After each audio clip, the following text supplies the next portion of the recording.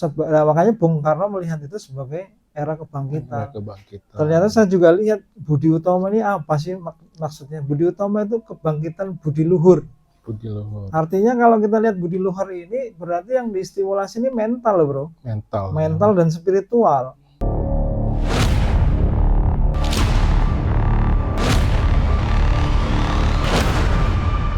Assalamualaikum warahmatullahi wabarakatuh. Saya Bro Tris, berjumpa lagi di acara bincang-bincang dunia kesehatan. Hari ini saya kedatangan narasumber, yaitu ada Bro Andi, praktisi di Rumah Sakit Jiwa, dan dia adalah program manager di Wisma Ataraxis. Pada kesempatan hari ini kita akan bahas tentang Hari Kebangkitan Nasional yang ke-116.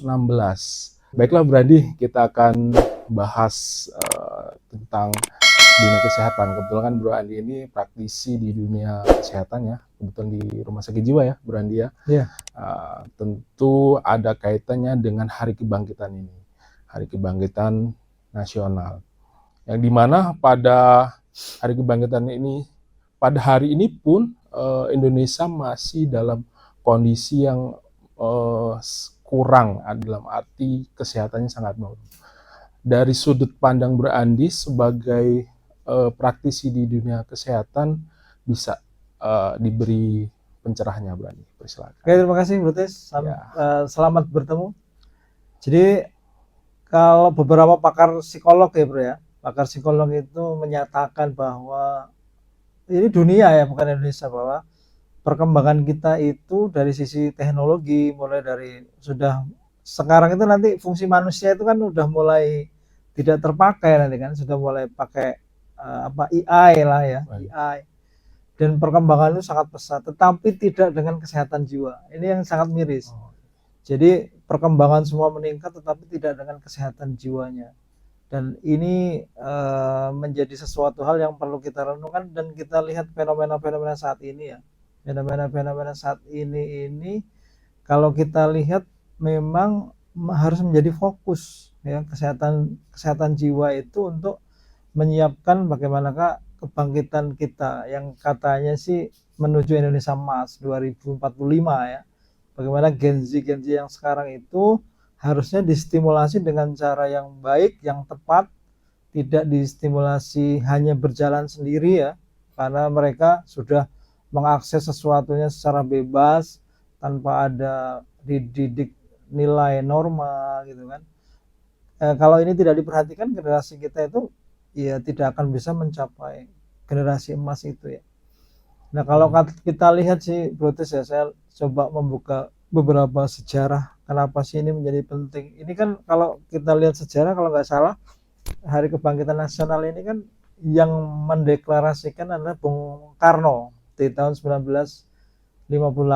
Dia melihat bahwa di kebangkitan itu kan dulu kebangkitan nasional itu mulai berdirinya Budi Utomo di 20 Mei 1908 oleh namanya Dr. Wahidin Sudirohusodo. Wahidin Sudirohusodo itu dia itu seorang dokter di Stovia namanya, Stovia. Nah, dia itu bersama-sama menggagas nih sama alumni Stovia ini gimana kalau kita mendirikan organisasi ini ya. Dan itu ternyata sebagai cikal bakal pergerakan itu ya, kebangkitan itu ya, untuk bagaimanakah melawan penjajah, karena pada saat itu kita itu benar-benar sudah low, nggak ada motivasi, semua itu dari pemikiran sudah dijajah semua kan, tidak ada yang berani bangkit itu. Setelah itu berdiri 1908, berdirilah organisasi yang lain seperti Partai Serikat Dagang ya, Serikat Dagang Indonesia dan lain-lainnya. Dan itu makanya Bung Karno melihat itu sebagai era kebangkitan. Ternyata saya juga lihat Budi Utomo ini apa sih maksudnya? Budi Utomo itu kebangkitan budi luhur. Artinya kalau kita lihat budi luhur ini berarti yang distimulasi ini mental loh bro. Mental dan spiritual. Gitu loh. Mental dan spiritual itu yang dibangun. Nah, kita ini yang kemarin digembar-gemborkan oleh Presiden Jokowi sebagai revolusi mentalnya harus kita evaluasi saat ini sudah terbentuk belum gitu.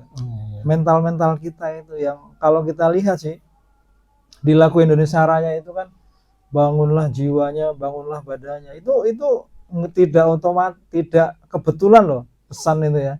Yang distimulasi itu harusnya jiwanya dulu. Jiwanya dulu ya, ya, bukan apa fisiknya dulu gitu. Itu saya rasa seperti itu bro, untuk mengawalinya. Baik Bro Andi, untuk kira-kira bro di tahun 2045 itu kita akan bangkit menuju Indonesia emas bro. Dengan kondisi saat ini Bro Andi, di Indonesia ini banyak faktor-faktor yang mempengaruhi kesehatan jiwa. Menurut Bro Andi ini, kondisi saat ini akankah mampu di Indonesia 45 ini Bro Andi? Menurut saya tergantung gitu ya. Kalau kita bicaranya skopnya global itu kan akan meliputi beberapa kebijakan dari berbagai instansi ya. Bagaimanakah kurikulum pendidikannya gitu ya. Nah, kalau kita lihat fenomena saat ini yang kontradiktifnya adalah satu, bagaimanakah pengguna narkoba itu semakin meningkat. Ya, kalau kemarin berita yang viralnya ada penggerebekan rumah yang dijadikan sebagai pabrik narkoba. Di situ ada di Bali ya, kalau nggak salah di Bali ada villa digerebek. Di situ ada hidroponik ganja, ada pabrik ya, jadi ada ganja yang alami, ada yang sintetis, kemudian ada pabrik inek juga di situ yang dengan omset yang luar biasa, yang ditata seperti itu. Nah ini kan racun ini bro ya. Jadi narkoba itu bahkan waktu declare sama Jokowi Indonesia darurat narkoba itu benar-benar kalau narkoba itu yang dihilangkan bukan hanya tapi generasinya akan hilang. Karena kalau kita lihat orang yang sudah menggunakan narkoba dia akan kecanduan, kemudian timbul kerusakan di otak. Kalau udah kerusakan di otak itu akan timbul gangguan jiwa dan orang tidak akan bisa produktif.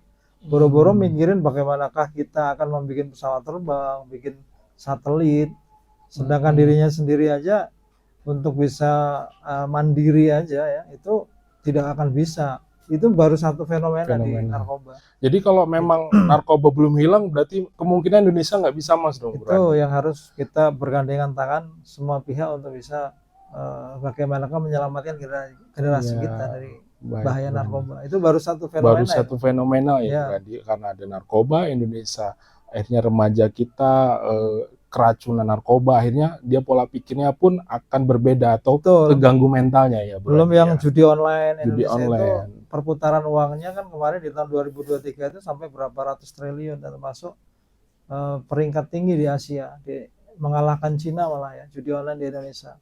Dan ini kombinasi bro, sekarang kalau saya di layanan ya banyak klien-klien kita itu yang dia kecanduan judi online plus juga kecanduan narkoba. Ini kombinasi itu mengakibatkan kegangguan jiwa berarti ya kalau udah seperti itu. Ya bukan hanya jiwanya itu kan, keluarganya juga, semua ya. Keluarganya yang keutuhan keluarganya terganggu kan, dia punya utang kan, akhirnya cerai dengan istrinya, gimana nasib anak-anaknya kan, ya keluarganya hancur, anak-anaknya juga terganggu kan, tumbuh kembangnya. Ini bukan hanya individunya aja yang rusak, anak-anaknya rusak. Ya keluarganya hancur. Itu judi online yang perlu kita lihat. Kemudian angka gangguan jiwa, depresi dan bunuh diri cenderung meningkat. Kalau kita lihat kemarin di Pesawaran diputusin pacarnya, gantung diri anak SMA. Ini banyak beberapa kasus. Jadi kalau kita lihat melihat generasi kita itu fragile ya namanya. Fragile itu dikatakan mudah retak. Ya, mudah retak.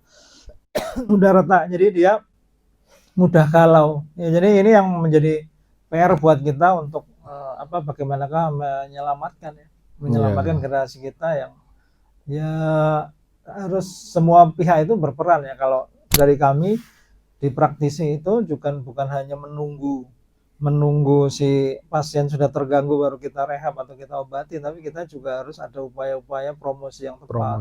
Ya, promosi itu yang harus digencarkan bro. Jadi generasi kita di usia-usia dini itu ya, SD itu harus sudah diedukasi terkait dengan narkoba ya. Jadi diedukasi itu untuk dijauhi ya, bukan untuk dipakai ya. Terus yang anak-anak itu yang putra yang putri juga ada edukasi tentang kesehatan reproduksi. Karena ini kita juga ada fenomena lagi, pernikahan di usia anak-anak tinggi juga bro. Tinggi. Jadi anak-anak kita sudah dipaksa harus menikah di usia-usia dia SMP, ya, di pernikahan anak-anak kita tinggi tuh angkanya itu kalau dilihat. Jadi anak-anak ini dipaksa menikah karena dia sudah hamil, karena pergaulan yang bebas. Pergaulan yang bebas. Ya. Jadi kurangnya respon orang tua terhadap anaknya, ya, buruknya komunikasi dalam keluarga sehingga anak ini belum tahu konsep tentang kesehatan reproduksi, kapan dia harus menikah, bahayanya apa. Jadi akhirnya dia bergaul bebas, melakukan hubungan seks di luar nikah di usia dini sehingga dia harus menikah. Bayangin aja kalau SMP dia sudah gendong anak.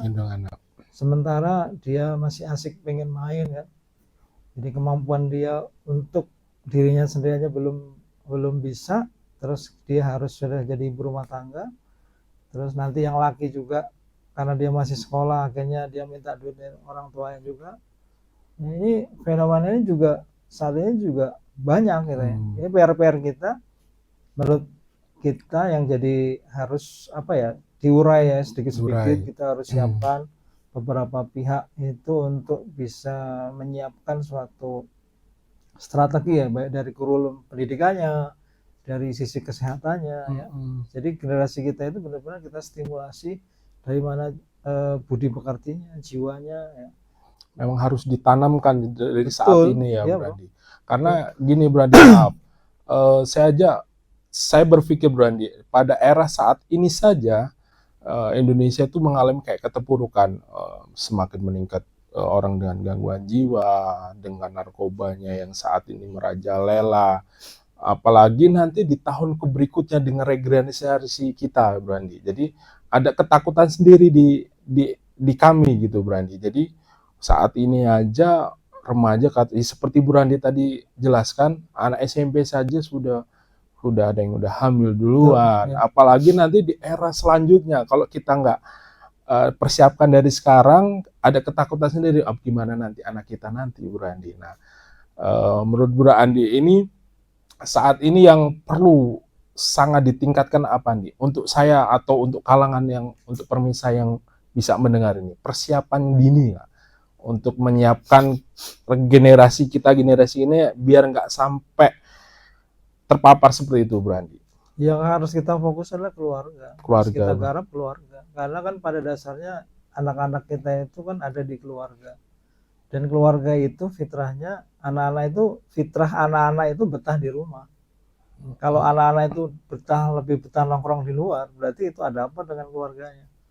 Karena fitrah anak-anak itu ya betah di rumah gitu kan. Jadi itu PR buat kita semua, buat keluarga. Kita harus ajarkan keluarga, dan keluarga ini mau belajar juga harusnya kan. Ya, bagaimanakah komunikasi dengan anak, menstimulasi anak. Dan tentu saja yang nggak bisa kita lepas dari pelajaran spiritual, bro. Ya, pelajaran spiritual itu agama. Itu nggak bisa dilepas, bro. Mau pakai teori apapun, kita yang sudah teruji itu adalah konsep-konsep dari agama. Ya. Bagaimanakah kalau saya dari sisi Islam itu saya lihat bagaimanakah generasi emas yang ditanamkan ya, cara mendidik era Rasulullah itu sudah berhasil ya. Berhasil untuk menciptakan generasi-generasi yang luar biasa di usia-usia 22 itu. Dulu sahabat itu ada yang udah jadi gubernur, panglima perang. Anak-anak kita di usia seperti itu main mabar ya. Mabar ML dan malamnya melek, subuh tidur, pagi buat tidur. Ini ya nggak bisa dibiarkan. Ya, dunia terbalik sepertinya, Bro. Itu fenomena yang nggak bisa kita cegah, Bro. Tapi bagaimanakah kita bisa melewati itu dengan baik. Makanya Ali bin Abi Thalib itu sudah menyampaikan ya, marilah kita siapkan generasi kita sesuai dengan zamannya. Gitu. Karena potensinya anak-anak kita itu juga dilihat potensinya. Potensi anak-anak kita itu lebih cerdas karena anak-anak kita itu ya, sel-sel otak anak-anak kita itu kecanggihannya itu sesuai dengan zamannya ya, seperti laptop tercanggih di zamannya sel-sel otak itu. Artinya ya kalau kita generasi kita masih Pentium berapa, anak-anak itu udah core berapa lah ya saat ini. Itu potensinya, sehingga tergantung bagaimanakah orang tuanya menstimulasinya, memberikan contohnya, menanamkan nilai-nilai tadi ya. Nilai-nilai tadi itu berangkat yang harus digarap sih menurut saya keluarga. Makanya kalau kita di layanan itu anak-anak yang sudah seperti itu yang kita terapi bukan hanya anaknya, Bro, keluarganya. Jadi keluarganya Betul. juga ya. Kadang kita ada namanya di orang tua itu namanya toxic parent. Toxic parent. Jadi orang tua ini sayang juga itu bisa jadi toksik juga, berlebihan. Ketika sayangnya ini justru tidak mendidik. Itu Jadi namanya, bisa bumerang juga ya berarti. iya, toxic parent. Kalau sesuatu yang berlebihan itu seperti gula lah ya. Seperti gula itu kan kalau kelebihan kan di tubuh kita juga nggak bagus. Ya, sayang yang berlebihan, terlalu sayang berlebihan itu justru tidak mendidik. Ya, itu namanya toxic parent. Anak tidak diberikan otonomi, ya, keberanian untuk bisa berpendapat. Ini banyak klien-klien kita juga kayak gitu, ya. Jadi dia punya cita-cita tapi dipaksakan dengan cita-cita orang tuanya. Ya. Jadi anak-anak ini tidak hidup dengan kesadaran diri.